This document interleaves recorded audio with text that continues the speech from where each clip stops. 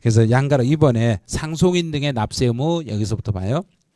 근데 상속인 등의 납세 의무 그러면 이제 여기서는 이 말이에요.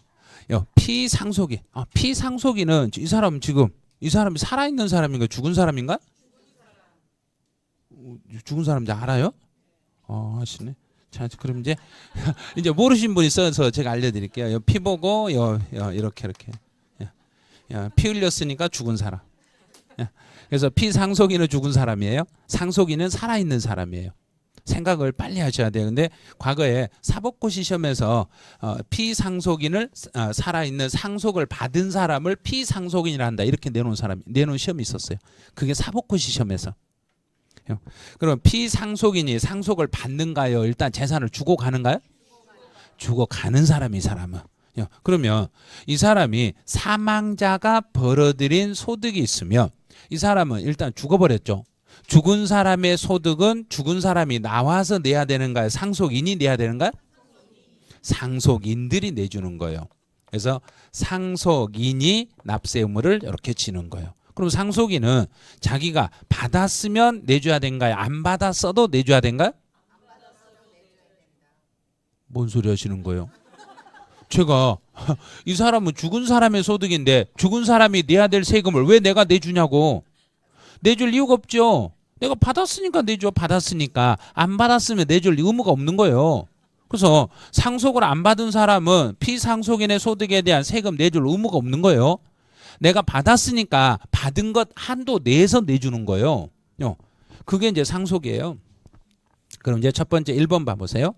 피상속인의 소득 금액에 대해서 과세하는 경우는 그러면 사망자가 내야 되는데 사망자가 세금을 안 내고 사망해버리면 대신 누가 내야 될 의무가 있어요? 그랬는가? 상속인이 납세할 의무가 있습니다. 근데 이제 두 번째 동그라미 2번 가보세요. 2번에서 두 번째 줄 봐보세요. 그러면 상속인들은 그냥 세금을 내주는 게 아니라 상속인은 사망자로부터 뭐한 재산을 한도로 얻은 재산을 한도로 그래서 상속으로 인하여 얻은 재산을 한도로 납부할 의무가 있습니다. 제가 받았으니까 받은 만큼 그 범위 안에서 내주시면 되는 거예요. 그럼 이제 문제는 상속인의 소득이 있고 자 상속인의 소득이 있고 사망자의 소득이 있네요. 자 그럼 이제 여기를 피상속인을 갑이라게 보고 상속인을 을이라게 봐요. 그럼 갑 사망자가 내야 될 소득이 있고 살아있는 상속인 자기의 소득이 있어요. 그러면 갑하고 을의 소득이 있으면 을이라는 사람이 갑이 사망자의 소득을 세금을 계산해 주는데 상속인이 세금을 계산할 때는 갑의 세금과 을의 세금을 합쳐서 계산해야 되는가 따로 계산해야 되는가? 자 따로 한다 합쳐서 한다. 이제 또 말이 왔다 갔다 하실 분이 있어요. 자 그러면 일단 둘 중에 하나 50% 확률이에요. 자 1번 합쳐서 한다. 2번 따로 한다. 아니 쉽게 생각하면 돼요. 사망자 을이란 사망자 갑하고 살아있는 사람 을은 같은 사람이다 다른 사람이다. 그럼 합쳐서 한다 따로 한다. 따로 하는 거예요. 사람이 다르잖아요. 개인이. 이건 죽은 사람 이건 산 사람 사람이 다르잖아요. 어떻게 을 속에 갑이 들어올 수가 없잖아요. 그러잖아요. 그러니까 따로 하는 거예요. 따로 하니까 이제 그거는 동그라미 3번의 내용이 이게 이제 시험 문제 지문은 3번만 나와요. 3번 그 동그라미 3번만 시험으로 출제하는 거예요. 사망자인 피상속인의 소득 금액에 대한 소득세가 상속인에게 과세되는 것과 상속인의 소득 금액에 대한 소득세는 그다음에다가 이제 강조하세요. 뭐 하여 과세한다 그랬는가? 구분하여 계산한다. 합치면 안 돼요. 그 구분하여를 시험 볼 때는 합산하여로 문제를 내게 돼 있어요. 구분하여 계산하는 게 원칙입니다. 그 말은 앞에서 말한 우리 개인별로 합친다고 했을 때 나와 사망자는 서로 같은 사람이다 다른 사람이다. 다른 사람이니까 내 거는 내 것대로 합치고 사망자 건 사망자 것대로 합쳐서 세금을 신고하는 거예요. 내 거 사망자는 따로따로 계산하는 게 원칙입니다. 그럼 이제 동그라미 4번은 공부 안 하셔도 돼요. 그건 안 보셔도 돼요. 이제 오른쪽 3번에 이제 신탁 소득이라는 게 있네요. 신탁. 예, 신탁이라는 것은 신탁은 그냥 쉽게 생각하시면 뭐냐면 신탁은 맡긴 누군가를 믿고 부탁한 재산에서 발생한 소득이다. 그러면 내가 내 재산을 누군가에게 맡겨놨는데 그 맡긴 재산에서 소득이 발생이 되면 그 소득은 그 사람 소득인가요? 내 소득인가요? 자, 다시요. 여기가 위탁자라는 사람이 있어요. 이 사람이 수탁자라는 사람이 있어요. 위탁자하고 수탁자가 있는데 이 중에 맡긴 사람은 누가 맡긴 사람인가? 위탁자. 여기는 부탁을 위임한 사람, 부탁을 수락한 사람. 자, 그러면 위탁자가 수탁자에게 이 사람을 이 수탁자를 믿어야 맡기는가요? 못 믿어도 맡기는가? 믿으죠. 믿죠. 믿고 부탁한 재산이다. 그래서 이걸 신탁 재산이라고 그래요. 그럼 신탁 재산이면 이 신탁 재산은 지금 누가 관리를 하고 있는가? 여기서요. 수탁자가 관리를 하고 있죠. 그런데 이 신탁 재산에서 여기에서 소득이 발생이 되면 이 소득은 위탁자 소득이 되는가요? 수탁자 소득이 되는가요? 그렇죠. 위탁자 소득이에요.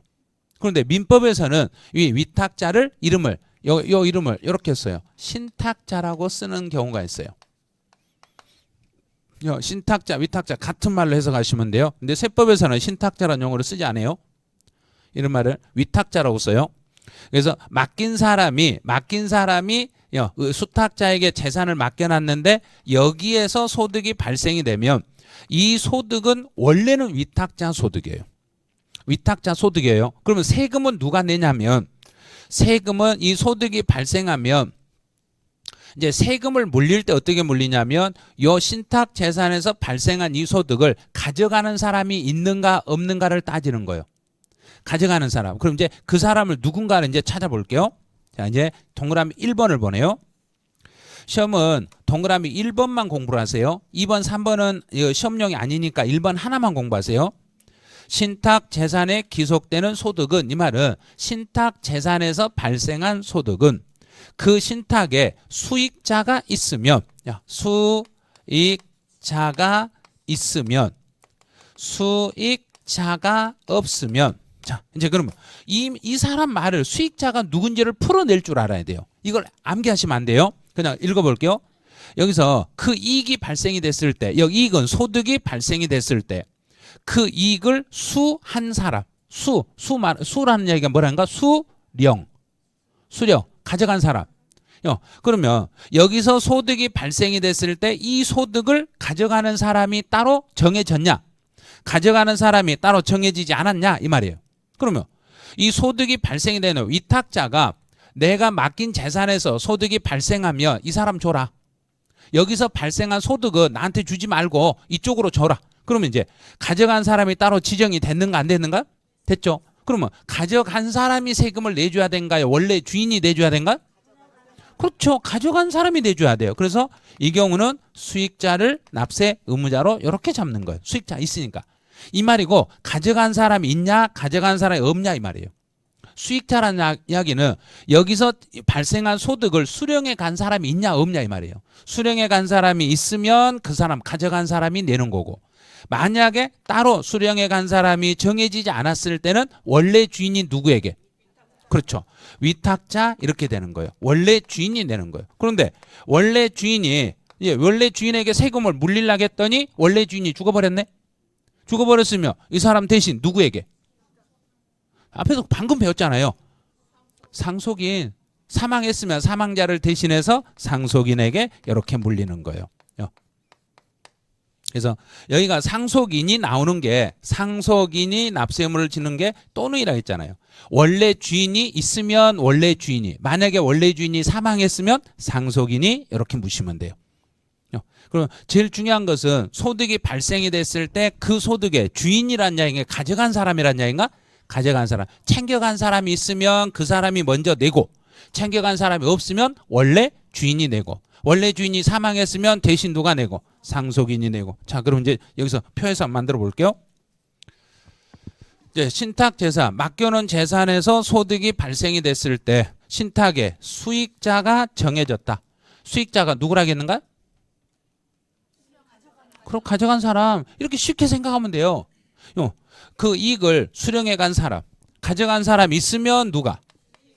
그렇죠. 가져간 사람이 내고 만약에 가져간 사람이 따로 정해지지 않았다. 정해지지 않았으면 원래 주인이 누구니까? 그래서 위탁자니까. 위탁자가 내야 되는데 위탁자가 만약에 사망하고 안 계신다. 그러면 그때는 상속인에게 이렇게 물리면 되는 거예요. 이렇게. 이런 식으로. 그게 1번 내용이에요. 자, 1번 해석했어요. 끝났어요, 이제. 뭐 굳이 막 이런 거 일일이 안 적어도 돼. 책 문장 있는 거 그대로니까. 여기에서 읽을 때 요 지문만 읽을 줄만 알면 돼요. 요 지문요. 요 단어를 읽을 줄. 이거 써놓은 게 중요한 게 아니라 이 수익자란 말을 수령해 가는 사람이라고 해석할 줄을 알아야 돼요. 가져간 사람이 있으면 가져간 사람에게, 만약에 가져간 사람이 없으면 원래 주인이 사망했으면 상속인에게, 이런 식으로. 이제 5번 과세기간이네요.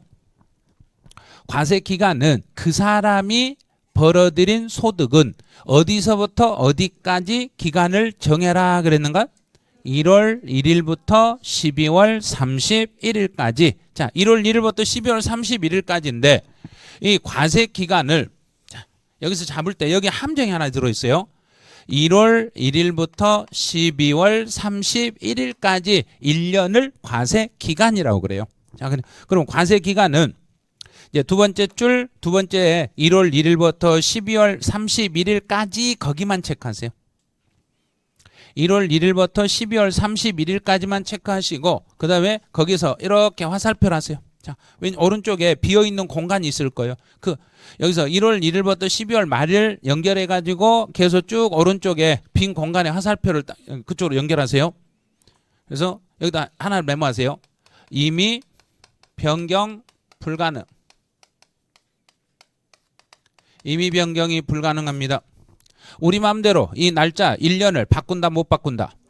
못 바꿔요. 절대 안 돼요. 우리 개인들이 대한민국에서 할 때는 무조건 우리 1년을 잡을 때는 언제부터 언제까지 1년을 잡아라? 1월 1일부터 12월 31일까지. 우리 마음대로 1년의 날짜를 임의로 바꾸면 된다 안 된다? 안 된다. 우리 마음대로 달력을 정해서 살려면 다른 데 들어가서 살으셔야 돼요. 그냥 일반인들하고 같이 살 때는 1월 1일부터 12월 말까지밖에 안 돼요. 만약에 내 마음대로 1년을 정하고 싶다 그러면 그냥 한 군데 들어가서 살면서 마음대로 정하시면 돼요. 절대 안 된다는 거 알려줬어요. 지금 절대 안 된다. 그런데 여기서 또 실수하신 분들이 있어요. 1월 1일부터 12월 말까지 내 마음대로 이 날짜를 절대 바꿀 수가 없습니다. 그래서 언제나 1월 1일부터 12월 말까지로 가야 돼요. 자, 여기까지 왔어요. 그럼 이제 여기다가 그 밑에다가 이제 하나, 두 개를 메모해 보세요. 빈 공간이 있으니까. 그 바로 밑에다가요. 연도 중에 사업을 개시를 했습니다. 사업을 폐업을 했습니다. 자, 이제 사업을 개시 시작을 해요. 날짜를 한번 지정할 테니까 날짜는 쓰지 마세요. 자, 이제 날짜를 제가 사업을 시작을 하는데 사업을 5월 달에 보죠. 5월 10일 날 제가 사업을 시작했어요. 이제 어떤 사업을 5월 10일 날 시작을 했어요. 그러면 사업을 5월 10일 날 시작했으니까 과세 기간은 언제부터 시작한다? 마음대로 바꾸지 마시라고 그랬어요. 바꾸면 하얀 집에다 넣어버리네요. 날짜를 임의로 바꾸시면 하얀 집에다 잡아 넣어버리시네요. 내 마음대로 바꾼다 못 바꾼다? 못 바꾸니까 5월 10일 날 사업을 개시해도 그래도 5월 10일부터 잡아라. 1월 1일부터 잡아라. 1월 1일부터 12월 31일까지로 이렇게 잡으셔야 돼요. 절대 중간에 잡으면 안 돼요. 왜냐하면 사업소득만 있는 게 아니라 종합소득은 다른 소득들이 있어요. 그러면 1월 달부터 5월 10일 전에 근로소득이나 이자나 배당소득이 있을 수 있으니까 무조건 1월 1일부터 12월 말까지로 잡으셔야 돼요. 그 다음 두 번째요. 사업을 폐업을 했어요. 이제 내년에는 10월 31일이 시험이니까 이날 이제 시험 보고 폐업을 했다고 봐요. 자, 10월 31일 날 폐업을 했어요. 그럼 폐업을 했으니까 이제 과세 기간을 1월 1일부터 언제까지로 잡아야 된다? 그렇죠. 12월. 그래서 여기도 중간에 폐업을 했더라도 12월 31일까지 이렇게 잡아야 되는 거예요. 그래서 우리 마음대로 중간에 사업을 시작하든 중간에 사업을 폐업하든 내 마음대로 과세기간을 바꾼다 못 바꾼다? 못 바꾸는 거예요. 자, 그 내용을 가보죠. 이제 어디 있냐면 양가로 2번에 첫 번째 줄 끝에 즉 거기서부터 보세요. 과세 기간 중에 사업을 개시하거나 사업을 폐업하는 경우에도 매년 1월 1일부터 12월 31일까지로 하는 것입니다. 그걸 강조해 놓으시면 돼요. 연도 중에 사업을 시작하거나 연도 중에 사업을 폐업했더라도 그래도 과세 기간은 1월 1일부터 12월 말까지로 가겠습니다. 이렇게. 그럼 이제 우리가 과세 기간을 바꿀 수 있는 것을 알려드릴게요. 어떻게 하면 바꿀 수 있겠는가? 근데 원칙은 얘가 내 마음대로 바꾼다 그랬는가 못 바꾼다 그랬는가? 못 바꿔요. 원칙은 내 마음대로 바꾸시면 안 돼요. 그런데 바꿀 수 있는 방법의 기회를 2개를 드릴 건데 혹시 바꾸고 싶으신 분 있는가요? 혹시 1년의 기간을 바꾸고 싶으신 분 기회를 드릴 테니까. 혹시 바꿔보고 싶으신 분 있어요? 야, 바꿔보고 싶으시면 중간에 죽으셔야 돼요. 그래서 1월 1일부터 사망일까지로 잘라지는 거예요. 왜냐하면 사망을 해버리면 더 이상 소득이 발생하지 않으니까. 그 다음에 만약에 안 죽고 바꾸고 싶다. 그럼 우리나라를 떠나시면 돼요. 1월 1일부터 출국일까지. 이 2개만 예외예요. 사망을 하거나 출국하거나 요거 2개 뺀 나머지는 무조건 1월 1일부터 12월 말까지로 가셔야 돼요. 그래서 문제 나오면 주로 나오면 이걸 내요. 사업을 개시하거나 사업을 폐업했을 때 요 2개를 가지고 문제 지문을 만들어요. 요 2개. 그래서 여기서 속아 넘어가면 안 돼요. 중간에 사업을 시작하거나 중간에 사업을 폐업해도 그래도 1월 1일부터 12월 31일까지로 가겠습니다. 그래요. 그래서 거기 주의사항이라고 해서 딱 달아놨죠. 왜 1월 1일부터 가는가 이제 한번 의미 해석 봐보세요. 개업 전이나 폐업 후에도 과세소득이 있을 수 있기 때문에 1월 1일부터 12월 말까지 이렇게 잡는 거예요. 자, 그러면 됐어 이제. 자, 여기까지 해서 이제 기본적인 배경 설명 끝났어요. 제2절에 임대소득은 지금 공부를 안 하는 거니까 저 뒤로 넘어가세요. 뒤로 쭉 넘어오시면 이제 318쪽에 양도소득으로 넘어왔어요. 이제 지금까지 또 소득세 배운 걸 다시 또 복습을 하네요. 이제 소득세를 이제는 양도소득세 하나로 이제 복습을 해요. 318쪽이에요. 양도소득이라는 것은 여기서 양도소득이라는 것은 개인이 양도한 소득인가요? 법인이 양도한 소득인가요? 이제는 그냥 아시네요. 이제 그러면 개인들이 1월 1일부터 12월 말까지 개인들이 1년 동안 양도소득을 합쳐서 계산해라. 따로따로 신고해라. 합쳐서. 이제 이해가 빨라졌네요. 이제 됐어요. 이제 그러면 이 정도면 됐어요. 그럼 이제 첫 번째 양도소득은 첫 줄 제일 끝으로 가세요. 양도자가 1년 동안 양도로 인하여 얻은 소득을 1년치를 다음 연도 몇 월 달에 내가 신고한다고 지금 돼 있는가요? 5월 달에 신고하는 세금을 양도소득세라 합니다. 그럼 양도소득세는 내가 직접 신고하고 납부하는 세금입니다. 그래요. 본인이 알아서 신고하고 납부를 하셔야 됩니다. 이제 그림에서 다시 한번 보여드릴게요. 이제 교재 그림 있어요. 양도소득세 과세 대상이 되는 물건을 양도하며 그 사람이 이 물건을 양도하며 양도한 사람이 1년 동안 벌어들인 소득을 합쳐서 다음 년도 5월 달에 본인이 신고하고 납부하는 세금을 양도소득세라고 하는데 여기 세무서라고 써놨네요. 세무서라고 써놨으니까 국세다 지방세다. 그래서 국세란 이야기예요. 지방자치단체면 지방세, 세무서면 국세. 자, 여기까지 잡았으면 이제 특징, 지금까지 배운 특징들을 한번 이제 점검을 해보죠. 혹시 기억나는가? 이제 총칙에서 배웠던 내용이에요. 이제 배웠던 내용 가보죠. 취득세는 물세예요. 취득세는 물세예요. 물세니까 개별 과세. 개별 과세의 특징은 비례세율. 등록면허세도 물세. 물세고 개별 과세니까 비례세율. 재산세는 인세도 물세도 둘 다인데 인세는 누구는 인세로 가는 거고 토지만 땅 토지만이에요. 토지만 인세로 가는 거고 토지 이외는 물세. 그럼 토지는 주로 합산 과세, 토지가 아닌 건 주로 개별 과세. 그래서 토지는 합산 과세, 토지가 아니면 개별 과세. 이번 시험에서 여기가 뭐가 나왔냐면 주택이 이렇게 출제됐어요. 자, 주택. 주택은 토지다, 토지가 아니다. 토지가 아니니까 주택은 그 사람이 가진 집을 그 사람별로 합쳐서 계산해라, 주택별로 계산해라. 그대로 읽으면 되죠. 주택별, 개별이니까 주택별로 계산해라. 근데 이번 시험에서는 납세 의무자별로 합산하여 계산해라. 틀렸죠? 여기가 토지가 2회니까 여기가 주택이라는 게 이거예요. 주택은 물세니까 주택은 개별적으로 계산하는 것이지 합산해서 납세 의무자별로 합산해서 계산하는 건 아닙니다. 또 재산세는 토지는 주로 초과 누진세율. 또 나머지 주택이 아닌 건 주로 비례세율. 종합부동산세는 인세와 물세 중에 인세니까 합산과세. 합산과세니까 세율은 초과 누진세율. 양도소득세도 인세니까 합산과세. 여기서 합칠 때 양도자별로 어디서부터 어디까지 발생한 소득을 합쳐라. 이제는 그냥 하시겠잖아요. 1월 1일부터 12월 말까지 1년치를 합쳐라. 1년을 내 마음대로 바꾼다, 못 바꾼다? 못 바꾼다. 만약에 바꾸고 싶으면 뭐 하면 된다? 죽어야 된다. 그러니까 나중에 이걸 모르시면 이제 그냥 어떻게 하는 방법 알겠죠? 예? 예, 과세 기간을 모르면 방법은 딱 한 가지밖에 없어요. 예? 그래서 1월 1일부터 12월 말까지 1년치를 합쳐라. 1년치를 합쳤으니까 전체를 합쳐서 계산하니까 세율은 누진세율이다, 비례세율이다. 누진세율인데 예외적으로 양도소득세는 비례세율이라는 게 있습니다.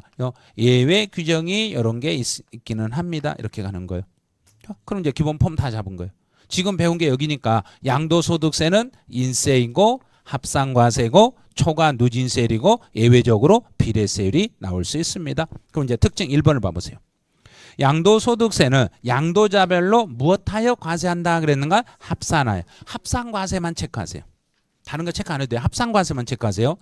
그 사람이 벌어들인 소득을 합산해서 곧 1월 1일부터 12월 말까지 합쳐서 신고해라 그랬으니까 1년치를 합산해서 신고해라 그랬으니까 1년에 2번을 양도해서 따로따로 예정신고했을 때는 다시 합쳐서 신고해라 하지 말아라.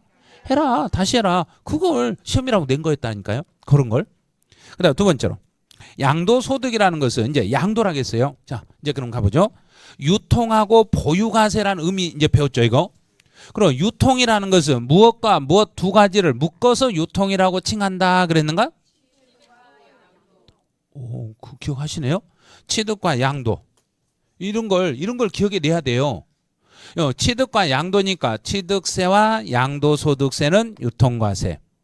재산세와 종합부동산세는 보유과세. 대신에 재산세와 종합부동산세는 매년 몇 월 며칠 날 보유하면 6월 1일.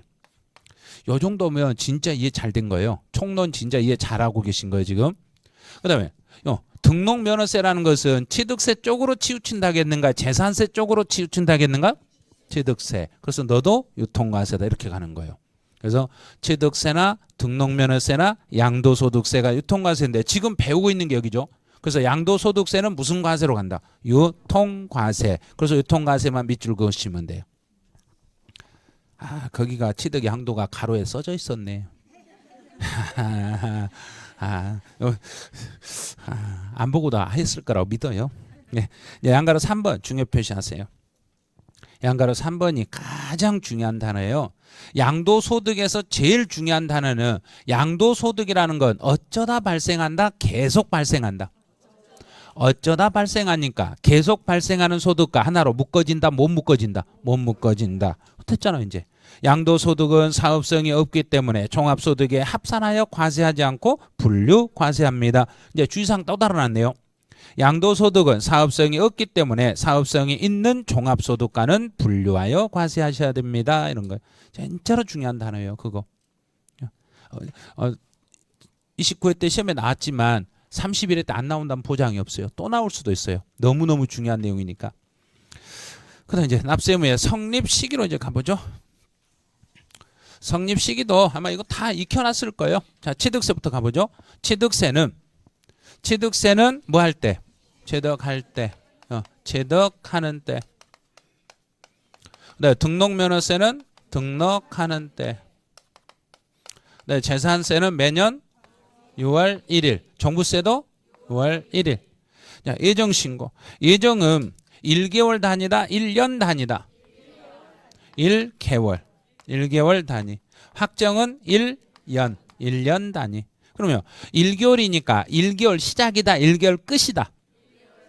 1개월 끝. 끝났을 때 준비 들어가니까. 그래서 그 달의 말일. 그 달 말일 날 준비 들어갑니다. 확정 신고는 1년이니까 여기서 1년을 언제부터 언제까지를 잡아라. 1월 1일부터 12월 31일까지. 그러면 그걸 과세기간인지 아시겠죠, 이게요. 이제 소득세에서 배웠으니까. 소득세에서 1년이라는 과세기간 1년치를 뭐하여 신고해라. 합산하여. 1년치를 합치려니까 과세기간이 시작할 때 합쳐라, 끝나고 합쳐라. 끝나고. 그래서 과세기간이 끝나는 때 여기서 준비 들어가겠습니다. 이렇게 되는 거예요. 그래서 앞에서 배웠던 게 요게 뭐였지 했는데 이제 다 배워냈어요. 그다음에 이제 확정으로 가보죠. 확정은 두 가지가 있어요. 여기서 확정은 이렇게 두 가지가 있어요. 신고 납부 세금이 있고 보통 징수라는 게 있었네요.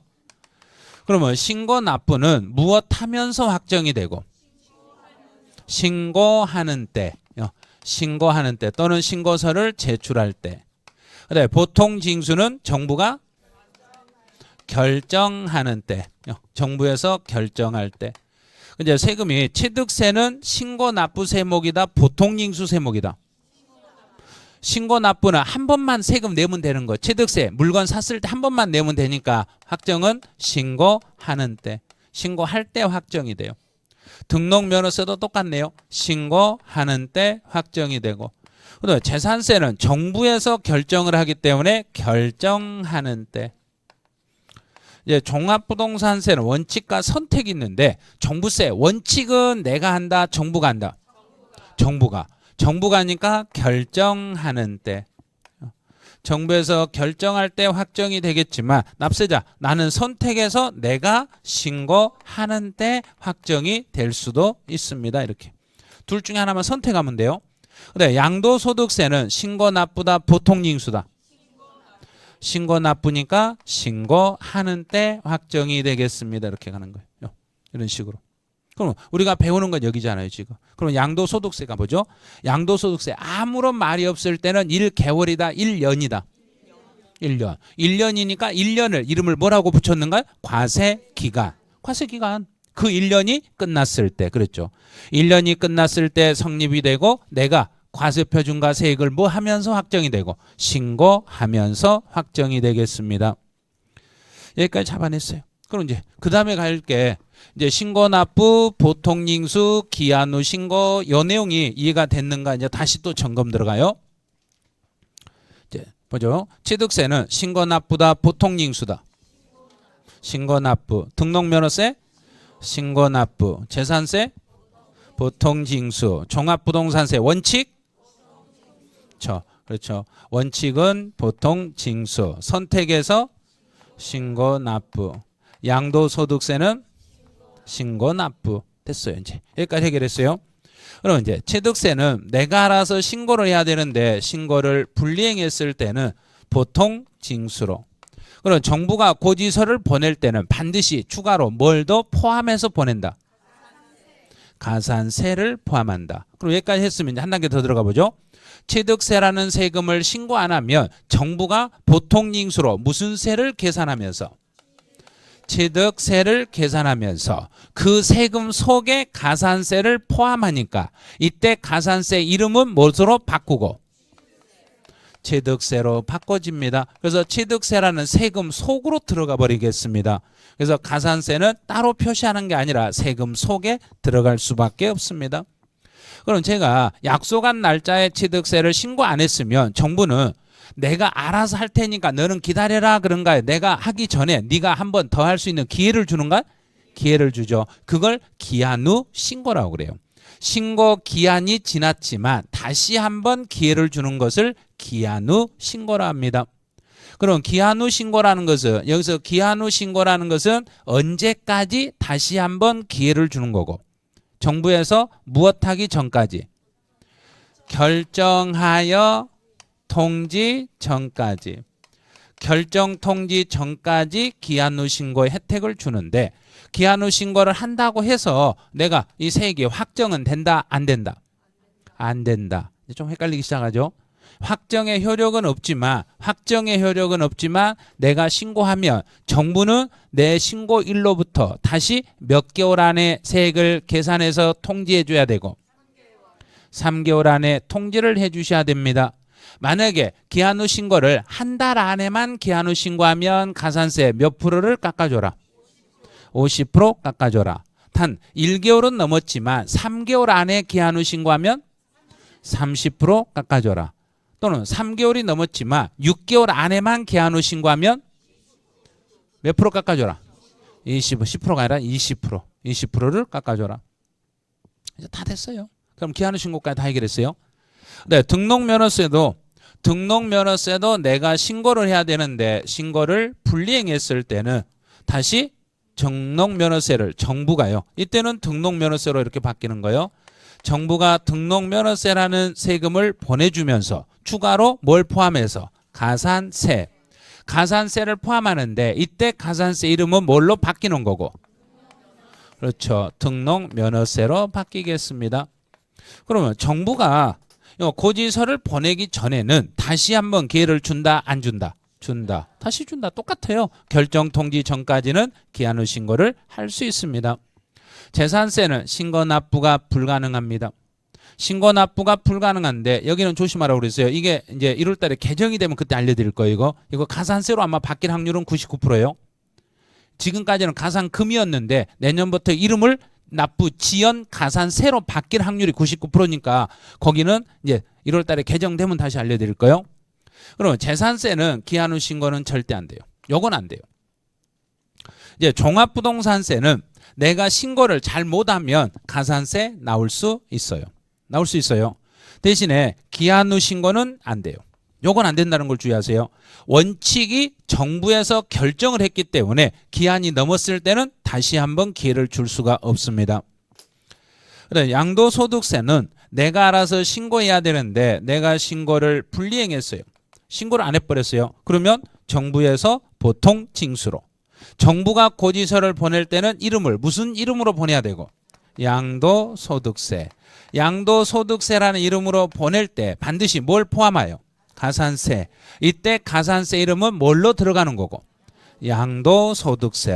양도소득세라는 세금으로 들어가는데 만약에 제가 양도소득세를 제 날짜에 신고를 안 했더라도 제 날짜에 세금 신고를 안 했더라도 정부가 다시 한번 나에게 기회를 준다 안 준다?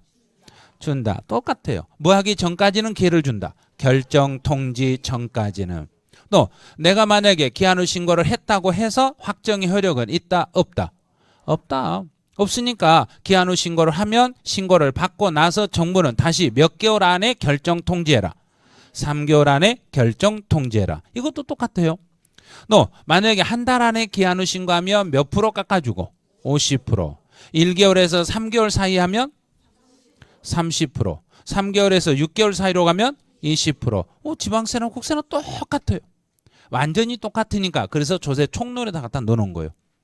그래서 이제 여러 내용을 이제 이해하시면 거기에 어디까지 이해가 되셔야 되냐면은 이제 동그라미 8번을 봐보세요. 양도소득세는 신고 납부 세목이기 때문에 기한 후 신고할 수 없다 있다?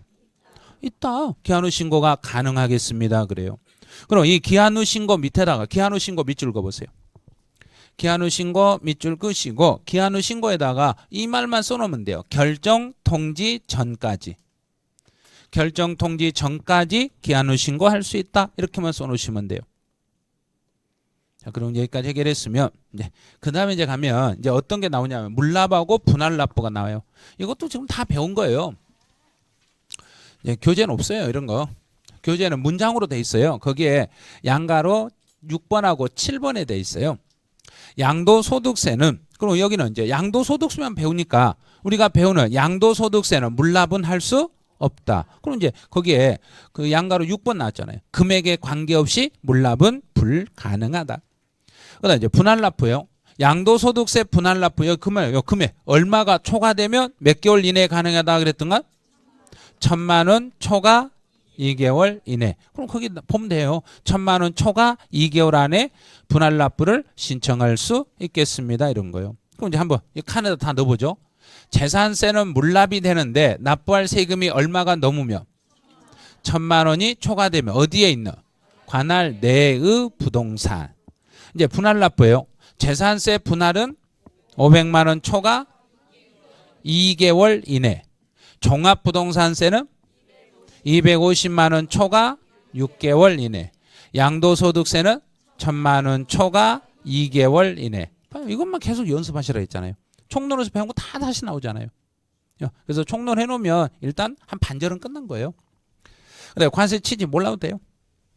관세 취지 양도소득을 어쩌다 발생한다 했던가 계속 발생한다 했던가? 어쩌다 발생하는 소득이에요. 그럼 이제 문제를 한번 봐보죠. 이제 그 밑에 문제 있는데 요거는 이제 올해 9급 학생들 시험에서 나왔던 문제예요. 그럼 우리 시험은 작년에 시험에 나왔던 거예요. 우리 시험 이 문제가 우리 작년 시험에 나온 걸 이번 학생들 시험에서 그대로 낸 거예요. 출제 위원들이 똑같다는 이야기예요. 양도소득은 종합소득. 그러면 여기 이렇게 하면 돼요. 양도소득하고 종합소득이 딱 나오는 순간 서로 같은 하나로 묶어서 과세한다. 따로 과세한다. 자, 따로. 이것만 알면 돼요. 따로요. 하나로 묶으면 안 돼요. 따로 과세하기 때문에 합산하지 않고 별도의 과세 표준을 계산하고 별도의 세율을 적용합니다. 자, 서로 같다 다르다. 그럼 다르니까 합산한다 안 한다. 세율은 서로 같은 세율이다 다른 세율이다. 다른 세율. 다르다 있잖아요. 이것만 알면 되는 거예요.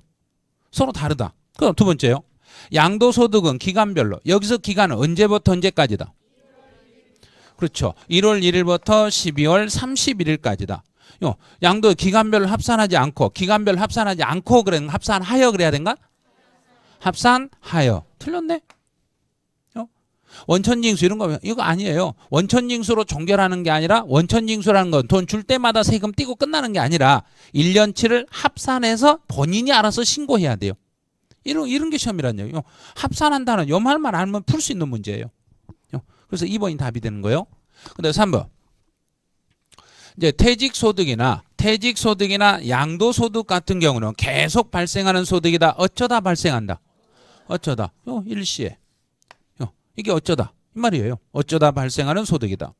그다음에 퇴직소득과 양도소득을 다른 종합소득과 합산한다면 합산하여 과세한다며 그 실현 시점에 지나치게 높은 세율이 적용된 현상이 발생하는 이게 뭐냐면 양도소득이나 퇴직소득을 다른 종합소득과 합쳐버리며 합쳐가지고 세율을 적용하면 합산해서 무슨 세율이 적용이 되니까 이 세율은 방금 무슨 세율이라고 했는가? 합산과세니까. 그렇죠. 초과 누진세율이니까 누진율이 아주 높은 율로 가버린가 낮은 율로 가는가? 높은 율로 가버리죠. 그럼 양도라는 것은 오랫동안 발생한 소득이니까 옛날부터 지금까지 발생한 소득이니까 금액이 좀 작아지는가? 커져버린가? 커져버리죠. 그럼 다른 소득도 덩달아서 세율이 더 높은 세율이 적용이 되는 이런 현상이 발생할 수 있다는 이야기예요. 이건 학설이에요. 학설은 우리 시험에서 안 내요. 우리 시험은 이런 건 내지는 않아요. 그다음 이제 여기에 이제 우리 시험에 나온 거예요.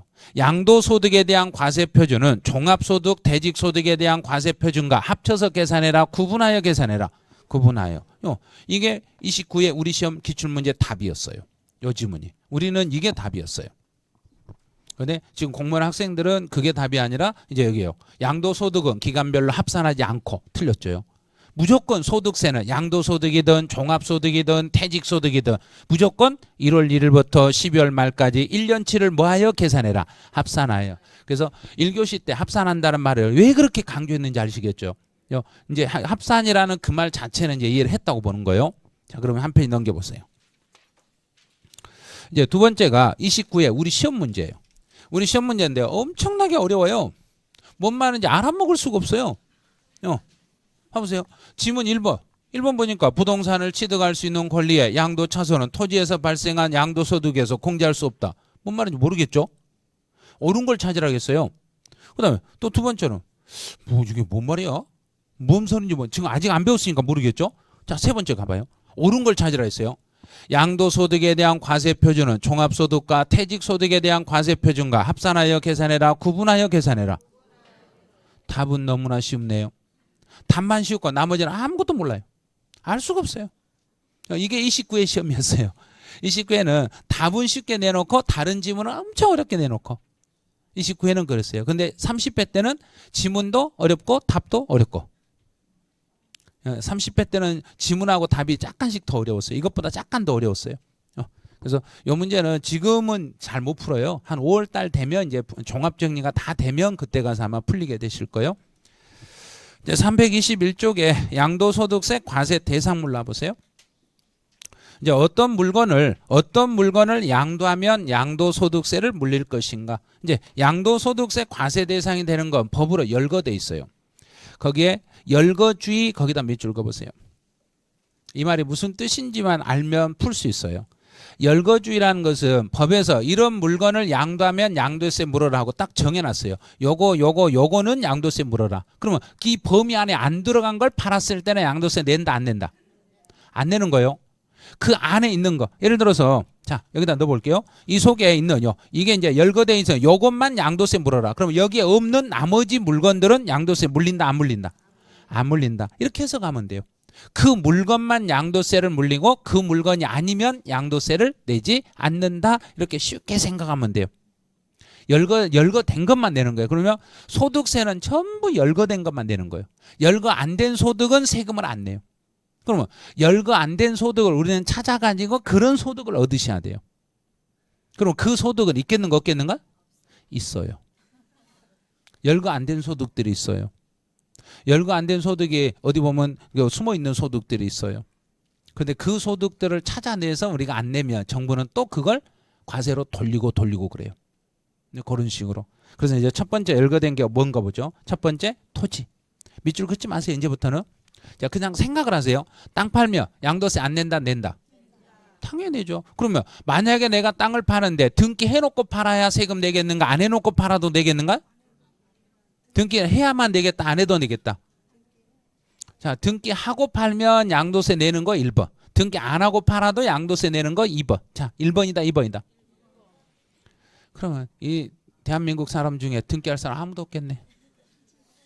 등기 안 하면 70% 세율로 때려버리네요. 아주 죽여버리네요. 그럼 미등기일 때도 양도세 안 낸다 낸다. 그게 작년에 기출문제네요. 미등기 시 세율은 70%입니다. 그래서 미등기로 팔면 세율이 70%나 되니까 그 사람 정신이 온전하겠는가? 돌아버리겠는가? 돌아버리죠. 그래서 미등기는 세율이 몇 프로다? 발음을 빨리 해보세요. 미칠지경으로 세금 나와버린다. 미등기로 팔면 70%만큼 세금 물려버린다. 이 소리예요. 그럼 토지는 등기 안 하고 팔아도 양도세 안 나온다? 나온다? 나온다. 등기를 안 한다 해서 안 나오면 누구나 등기 안 해버리죠. 그다음에 건물도 양도소득세 대상이 돼요. 그럼 이제 토지 건물 두 개 잡았어요. 토지 땅 팔거나 건물을 팔면 양도소득세를 물려요. 그러면 건물은 등기한 것만 물린다? 안 한 것도 물린다? 안 한 것도 물린다. 미등기 건물도 물린다. 그럼 이제 한 단계 조금 더 나가 볼게요. 만약에 무허가 건물은 양도소득세 대상이 된다 안 된다? 된다고요. 안 되는 게 아니라 건물이니까 다 된다. 등기를 하든지 말든지 무조건 허가를 받았든 안 받았든 무조건 양도세 내는 거예요. 세법은 누구 편에서 해석해라? 정부 편에서. 납세자 편 절대 들지 말아라. 납세자 편을 드시면 안 돼요. 지금부터는. 그래서 세법을 공부할 때는 무조건 정부 편에 서서만 해석을 하시면 돼요. 그럼 정부가 제가요 뭐가 안 돼요? 그런데 그거 네 거 아니냐 그래요. 네 거잖아. 세금 내야지. 아니 뭐가 일지라도 그거 팔고 돈 받으셨잖아요. 그래서 세금 내셔야지. 아니 허가 안 받았다니까. 그래도 당신 거잖아요. 세금 내야지 그런 거예요. 뭐가 건물도 양도소득세 대상이 된다. 됐죠? 이제 해결했어요. 토지나 건물은 등기해야 낸다 안 해도 낸다? 허가 받아야 낸다 안 해도 낸다? 뭐가도 낸다. 뭐가도 내는 거예요. 뭐가도. 자, 그럼 세 번째 이제 부동산에 관한 권리 제일 중요하네요. 자, 중요 표시하세요. 부동산에 관한 권리를 지금부터 이제 익히네요. 부동산에 관한 권리는 부동산을 이용할 수 있는 권리와 부동산을 취득할 수 있는 권리 두 개로 나눠요. 이용한다, 부동산을 이용한다 이 말은 부동산을 이용할 수 있는 권리란 이야기는 이 부동산 자체가 이 부동산을 지금 현재 내가 지금 쓸 수 있는 상태다, 쓸 수 없는 상태다. 쓸 수 있는 상태가 이용한다는 이야기예요. 그럼 지상권이나 전세권을 이건 이용할 수 있는 권리예요. 그러면 지상권이나 전세권을 내가 누군가에게 돈 받고 팔면 양도세 안 낸다, 내야 된다. 뭐 돼 있으니까? 법에 뭐 돼 있으니까? 열거돼 있으니까. 다른 생각하면 안 돼요. 이제부터는 법에 열거된 물건이면 무조건 세금 내는 거예요. 열거돼 있으면. 그래서 지상권이나 전세권도 양도 대상이 된다. 그럼 지상권, 땅 위에 권리, 내 땅이 있으면 내 땅 위에 권리를 누군가에게 팔아먹을 수 있다 없다? 있어요. 그래서 지상권을 팔면 양도세 내는 거고, 전세권, 내가 전세를 살고 있는데 전세 살고 있는 권리를 누군가에게 팔 수 있다 없다? 있다. 있으면 그것도 양도세 내는 거예요. 그래서 지상권, 전세권도 양도소득세 대상입니다. 그런데 이제 여기서는 주의할 게 있어요. 지상권이나 전세권은 등기 불문입니다. 자, 등기 불문하고 이걸 그럼 밑에 표 있죠? 표 박스 안에만 보면 돼요. 지상권, 전세권을 뒤쪽으로 묶으세요. 뒤쪽으로 묶어서 등기 불문하고 쓰세요. 등기를 하든 안 하든 상관없어요. 왜 안 하는? 이거는 민법을 다 배워야만 이해가 돼요. 나중에 민법을 배워야 돼요. 그럼 지상권이나 전세권은 민법에서 물건으로 취급을 해요. 물건으로 취급하니까 그 물건은 등기를 하면 팔아먹을 수 있겠는가? 안 해도 팔아먹을 수 있겠는가? 안 해도. 물건이니까. 물건의 권리니까 등기가 되든 안 되든 상관없어요. 그럼 이제 부동산 임차권. 여기에 등기된 여기다가 강조하세요. 부동산 임차권은 등기된에다 강조하세요. 등기된 부동산 임차권. 그럼 부동산 임차권은 민법에서 채권으로 봐요. 채권. 민법에서 채권으로 봐요. 그럼 민법에서는 채권으로 보니까 우리 채권, 돈이나 돈 같은 거, 수표 같은 거 우리 내가 팔아먹을 수 있는 거 없는가? 내가 지금 10,000원짜리 하나 가지고 있어요. 그럼 15,000원에 팔라고 그래요. 사겠는가 안 사겠는가? 안 사요. 채권을 팔 수는 없어요. 그래서 채권을 팔려면 뭐 형태로 바꿔야 된가? 물건 형태로 바꾸셔야 돼요. 그럼 물건 형태로 바꾸려면 뭐가 돼 있으면? 그렇죠. 등기가 돼 있으면 바뀌어지는 거예요. 그래서 세법에서는 부동산 임차권은 등기가 된 것만 팔 수 있어요. 미등기 상태로는 팔 수가 없어요. 미등기 부동산 임차권은 양도 대상 자체가 안 돼요. 채권의 형태니까. 그래서 부동산 임차권은 등기가 된 것만 양도 대상입니다. 등기 안 된 건 양도 대상이 될 수가 없습니다. 그래요. 이제 부동산을 취득할 수 있는 권리는 아파트 당첨권 있죠. 당첨을 받았으니까 지금 내가 그 부동산을 취득한다 아니면 내가 이용을 할 수 있겠는가? 이용은 못 하는가? 이용 못 하죠. 아직 권리니까 이용을 못 하고 당첨을 받았으면 나중에 잔금 주고 이제 건물이 완공되면 들어가겠죠. 그때까지는 취득할 수 있는 권리예요. 또 토지상환채권이나 주택상환채권 이것도 취득할 수 있는 권리예요. 또 계약금만 지급한 상태에서 양도한 권리가 있어요. 오늘 내가 계약금을 주고 그 집을 계약을 했지만 지금 바로 다시 되팔 수 있어요. 그러면 계약금만 지급한 상태에서 양도한 권리도 지금 내가 내 거라고 말할 수 있는 거 없는가? 없죠. 아직은 계약금만이니까 없죠. 잔금은 안 줬으니까. 아직은 안 줬지만 그런데 계약금만 지급하고 다시 되팔았을 때 이것도 양도소득세 대상이라는 걸 주의하셔야 돼요. 이것도 법에 열거돼 있으니까. 열거된 것들은 양도 대상이 되고 열거 안 된 건 세금을 안 내도 돼요. 지금 열거돼 있는 것들 이거 하나씩 이제 잡아가셔야 돼요. 그래서 이제 한 페이지 넘겨보시죠. 네, 거기서 이제 한 페이지 322페이지는 전체를 다 읽을 필요 없어요. 어디만 좀 봐주시냐면 왼쪽에 참고라고 나와 있는 날개 있는 것들을 보셔야 돼요. 지금부터는 이제 지금부터 이제 날개 항목으로 들어가네요. 그 왼쪽 날개 쪽에 지상권을 대여했을 때와 지상권을 양도했을 때로 메모해놨어요. 지상권을 대여라는 것은 내가 팔아먹었는가 빌려줬는가요? 빌려줬죠. 그러면 지상권을 빌려주고 받는 소득이 있으면, 지상권을 빌려주고 받는 소득이 있으면 일반적으로 사업소득이라고 그래요. 이건 사업소득이에요. 지상권을 대여한데 일반적인 경우는 사업소득, 공익사업 거기다가 강조하세요. 시험 볼 때는 공익사업이 출제되니까 이 공익사업이라는 거 이것만 강조를 하세요. 공익사업과 관련하여 지상권을 대여하고 받는 소득을 기타소득이라고 그래요. 여기서 공익사업이라는 것은 한전 고압철탑 있죠. 고압철탑이 지나가는 것들, 이런 것들을 말해요. 그러면 내 땅 위로 고압철탑이 지나가면 내가 한전에게 이 땅을 몇 년간 빌려줄 수는 있는 거 없는가? 있어요. 있는데 그건 어쩌다 발생하겠는가? 계속 발생하는가? 그런 일은 어쩌다요. 그래서 그때 소득은 기타소득이라고 그래요. 이것도 저것도 아닌데 발생한 소득은 기타소득이라고 그래요. 그래서 공익사업과 관련하여 지상권을 대여하고 받는 건 기타소득. 만약에 지상권을 양도했다. 지상권을 누군가에게 팔아먹었으면 무슨 소득? 양도소득. 그때는 양도소득. 이렇게 혹시 소득 구분을 물어봤을 때 이제 공익사업을 주의하시면 돼요. 이제 전세권 가보죠. 전세권을 대여하고 받으면, 전세권을 빌려줬어요. 빌려줬을 때는 사업소득. 요거는 사업소득. 만약에 전세권을 팔아먹었을 때는 양도소득. 이렇게 소득 구분하시면 돼요. 그 다음에 이제 바로 밑에 참고에 부동산 임차권은 왜 등기를 해야만 양도 대상이 되는가, 그 이유를 밑에다 간단하게 메모를 해놨어요. 그건 참고로 한 번은 읽어보세요. 나중에 참고만 하시면 돼요. 그 다음에 이제 오른쪽으로 와보세요. 오른쪽 4번에 이제 주식으로 오네요.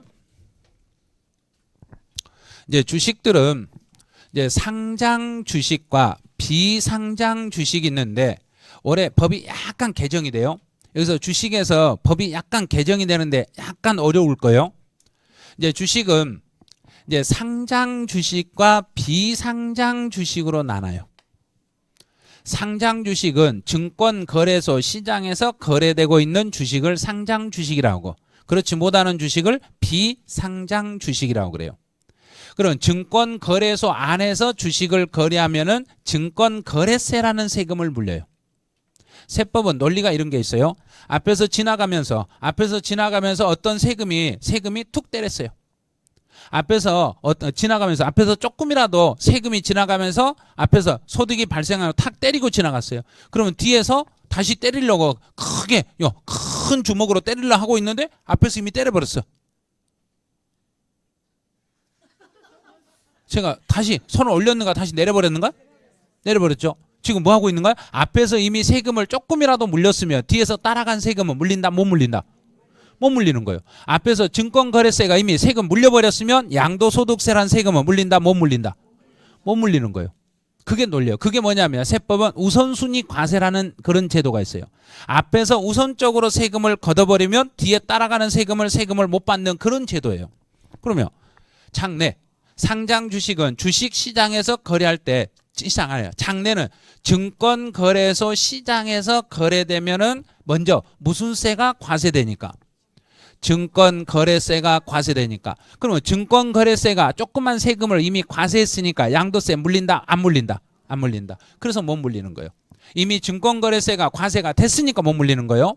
그러면 혹시라도 시장 밖에서 증권거래소 시장 밖에서 주식을 거래하면 증권거래세 부과했다, 못했다? 못했죠. 앞에서 아무도 안 때렸죠.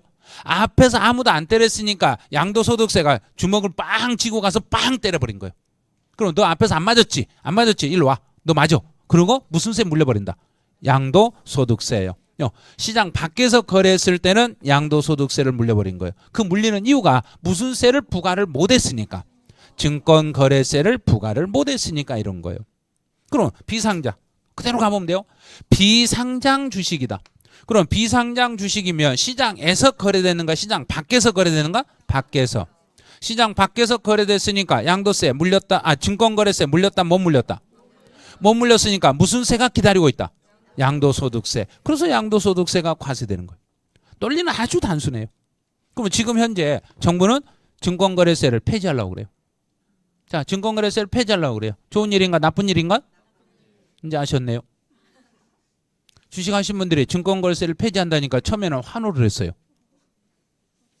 앞에서 이렇게 살짝 때리는 거 없앤다고 그랬어요. 살짝 때리는 거 없앤다고 그랬어요. 그럼 뒤에서 뭐가 기다리고 있는가? 큰 주먹이 기다리고 있는 거예요. 양도소득세 어마어마한 게 기다리고 있는 거예요. 그래가지고 언론에서 한마디를 딱 하니까 아니요, 그거는 생각만 그렇게 하는 거예요. 그러고 살짝 물러섰어요. 이런 걸 모르면, 이런 법 논리를 모르면 그냥 일반인들 당해버려요.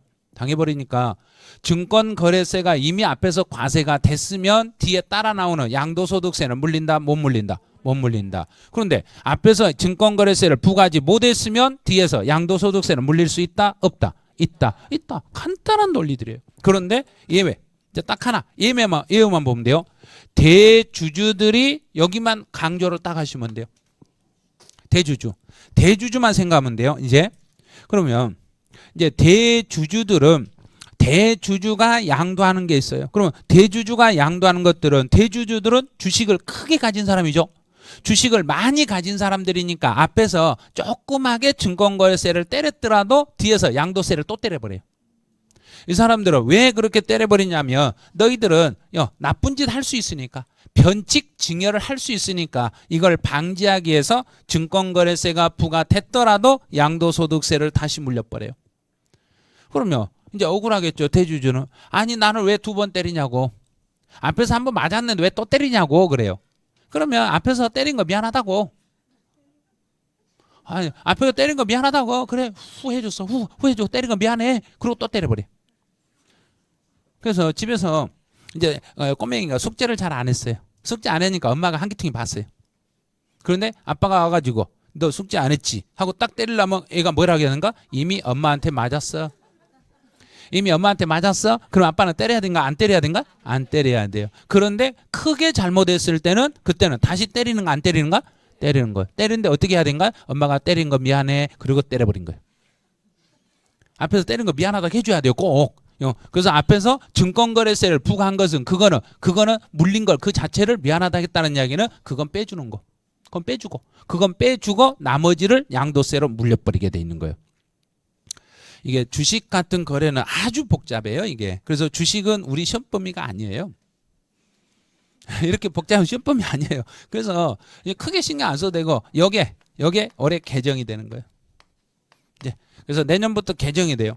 외국 법인이 발행하였거나 외국에 있는 시장에 상장된 주식도 이것도 이제 양도소득세 대상으로 들어와요. 참이 거기 어디 들어있냐면 그게 그 중간쯤 보시면 디귿에 들어있어요. 동그라미 2번 바로 위에 디귿. 외국 법인이 발행하였거나 외국에 있는 시장에 상장된 주식으로서 대통령령으로 정하는 것 이것도 양도소득세 대상으로 들어와요. 이제 그러면 우리나라에서 이제 여기까지 이제 끊어볼게요. 우리나라 증권거래소 시장에서 거래가 되더라도 우리나라 증권거래소 시장에서 거래가 되더라도 우리나라 기업이 발행한 게 아니라 어느 기업이 발행한 주식이며 외국 법인이 발행을 했거나 또 그 주식이 우리나라에 거래가 되고 외국에서 거래가 되고 있는가? 외국에서요. 외국에 있는 시장에 상장된 주식은 우리나라 주식일지라도 외국에 있는 주식 시장에 상장된 주식도 우리나라에서 세금을 물린다, 안 물린다? 물리는 거예요. 물리는 거이고 이제는 이것도 우리나라에서 양도세를 물리는 거예요. 내년부터 이게 대상으로 들어와요. 이제 주식은 이 정도만 해놓으세요. 여기 조금 복잡하니까 이 정도 하시고 이제 기타 자산으로 가보세요. 한 페이지 넘기시면 기타 자산에서는 체크할 게 있어요. 동그라미 1번, 동그라미 2번 X 그으세요. 동그라미 1번과 동그라미 2번은 절대로 공부하시면 안 돼요. 1번과 2번은 공부해도 뭔 말인지 못 알아먹어요. 그러니까 아예 이건 읽지도 마세요. 아직 나중에는. 그 다음에 이제 동그라미 3번 앞에다 개정하고 쓰세요. 개정이고 내년에 이제 31회 시험에 출제 확률은 거의 확정적이라고 보시면 돼요. 이거는. 그래서 개정이 됐는데 요 지문은 31회 시험은 반드시 나올 거라고 생각하시고 준비를 하셔야 돼요. 여기 어떤 내용이냐면 지금까지는 뭐라고 돼 있냐면 사업용 고정자산과 함께 이렇게 돼 있는 것이 내년부터는 사업용 고정자산의 명칭을 명확하게 명칭을 바꿔요. 완전히 바꿔요. 이제는 사업에 사용하는 토지 건물과 함께 양도하는 영업권으로 명칭이 바꿔요. 왜냐하면 사업용 고정자산이라 하니까 토지 건물 말고 다른 것이 오해 소지가 많았어요. 그래서 그 오해 소지가 있는 것을 이제는 영업권이 무엇과 무엇과 함께 움직인 것만 양도 대상으로 보겠다. 토지와 건물, 토지와 건물만이에요. 그래서 사업에 사용하는 토지와 건물과 토지 건물과 함께 양도하는 영업권만 양도소득으로 가겠습니다. 거기에 함께라는 단어에다 동그라미를 치세요. 함께가 제일 중요한 거예요. 그 다음에 동그라미 니은으로 내려보세요. 제일 밑에 니은. 영업권을 단독으로 양도, 단독 양도 거기다 또 밑줄 그으세요. 영업권을 단독으로 양도했을 때는 요거는 기타 소득이에요. 영업권만 단독으로 움직였을 때는 기타 소득. 토지 건물과 함께 움직이면 양도 소득. 자, 그럼 이제 한번 칠판에서 보여드릴게요. 요거를 이제 영업권을 사업용 사업에 사용하는 토지 건물과 함께 토지 건물 토지하고 건물과 함께 이전하는 영업권은 양도소득 양도소득이라 하고 만약에 영업권을 단독으로 영업권만 따로 움직였을 때를 기타소득이라고 이렇게 명칭을 붙이는 거예요. 그래서 양도소득과 기타소득으로 이렇게 나눠지겠습니다. 그래요. 그 왼쪽에 참고해가지고 다시 메모해 드렸어요. 왼쪽 그 324페이지 제일 하단에 보시면 그 참고로 다시 해드렸으니까 그거 참고하시면 돼요. 그다음 오른쪽 동그라미 4번. 특정 시설물 이용권은 세 번째 줄 가로에 중간중 가로에 골프 회원권 거기 하나만 밑줄 그으세요. 그럼 골프 회원권을 팔면 양도소득세를 또 내셔야 돼요. 골프 회원권도 양도소득세 대상입니다. 그 다음 6번 거기에 동그라미 5번 앞에다 개정하고 쓰세요. 내년부터 요게 과세 대상물로 새로 들어와요. 이축권도 이제 들어와요. 지금까지는 이축권은 양도 대상이 아니었어요. 이제 내년부터는 이축권도 양도 대상이에요. 다른 데로 이전해서 내가 건물을 지을 수 있는 권리를 주는데 그것도 이제부터 팔아버리면 양도세 물어야 돼요. 그래서 이축권 요거는 아마 공법에서 조금 더 배우셔야 될 거예요. 그래서 지금은 이축권도 양도 대상으로 이제 들어올 거다. 이것만 생각하고 너무 크게는 생각하지 마세요. 파생상품이라는 것도 요것도 양도 대상인데 이 파생상품은 부동산 학개론 시간에서 파생상품이라는 용어 설명을 좀 들으셔야 돼요. 이 파생상품도 양도 대상이 됩니다. 그래요. 그럼 이제 객관식 문제 한 4개 정도 있는데 요 4개를 풀 수 있겠는가? 지금 한번 연습 한번 해볼게요. 잘 못 풀어도 돼요. 이거는 지금 연습이니까 연습용으로 몇 가지만 연습해봐요. 자, 지금 양도소득세는 법에 열거된 것만 세금 물린다? 안 돼도 물린다? 된 것만. 그 생각을 빨리 하셔야 돼요. 그러면 지역권은 지금 배운 거 안에 지역권이라는 거 들어본 적 있다 없다? 없다. 그럼 열거 안 된 거예요. 들어본 적이 없으니까. 그 다음에 부동산 임차권은 반드시 뭐 된 것만 양도해라. 그렇죠. 등기 된 것만. 그 다음에 또 건물이 완성될 때 그 건물과 함께 딸린 토지를 취득할 수 있는 권리. 취득할 수 있는 권리는 양도 대상이 된다 안 된다? 된다. 부동산을 취득할 수 있는 권리 있었잖아요. 취득할 수 있는 권리는 양도 대상이다. 그다음 영업권인데 사업에 사용하는 토지 건물과 분리되어 움직이면 양도 대상이 된다 안 된다? 어떻게 해야만 양도다? 함께. 분리는 탈락. 전세권은 양도 대상 안에 들어있었다 안 들어있었다? 들어있었다. 들어있었죠. 그러면 니은 디귿 미음. 자, 니은 디귿 미음 어디 보이죠? 2번에 보이죠? 이렇게 열거된 걸 찾으라는 이야기예요. 지금부터는. 자, 한 페이지 넘겨봐요. 문제가 막 그렇게 어렵거나 그런 건 아니니까 열거된 종류 위주로만 생각을 계속하세요. 자, 아닌 걸 찾아라. 지상권은 열거됐다. 전세권 됐다. 들어본 적 있죠? 골프회원권 있다. 부동산 임차권은 등기 안 된 거다. 등기 된 거다. 된 거 틀렸죠? 4번. 그 다음에 영업권은 사업에 사용하는 건물과 함께 토지 건물과 함께 영업권이 움직이면 무슨 소득? 양도소득. 됐죠. 그 다음에 문제 3번. 또 무상 이전에 따라 소유권이 이거는 아직 안 배웠으니까 1번은 잠깐 보류. 두 번째, 부동산에 관한 권리 중에 지상권. 지상권은 양도 대상에 들어있었다 안 들어있었다? 들어있었다. 또 사업에 사용하는 토지 건물과 함께 움직이는 영업권은 양도소득. 그 다음에 이제 법인의 주식을 소유하는 것만으로 뭔 말인지 모르겠는데 그건 보류. 부동산 임차권은 등기된 것만 대상이다 안 된 것도 대상이다. 그러면 등기 안 됐으니까 대상이 된다 안 된다? 안 된다. 봐요. 문제 풀다가 잘 모르는 게 있으면 그냥 바로 여기서 멈추지 말고 밑으로 쭉쭉쭉 얼른 내려가 버려요. 그럼 내용이 보여요. 답은 5번 이런 식으로. 그다음 문제 4번. 이제 이거는 작년 2018년 그 경찰 간부 시험이 있어요. 거기에서 출제했던 문제인데 이런 문제도 똑같아요. 부동산 매매업자가 상가를 판매했다. 자, 상가는 양도 대상이 된다 안 된다? 된다. 되는데 매매업자라고 했으니까 어쩌다 판 사람이다 계속 판 사람이다. 배속 판 사람이니까 이 사람은 양도소득이다 종합소득이다. 사업성이 있는가 없는가 이런 걸 물어보는 거예요. 엄청 난이도 높은 거예요.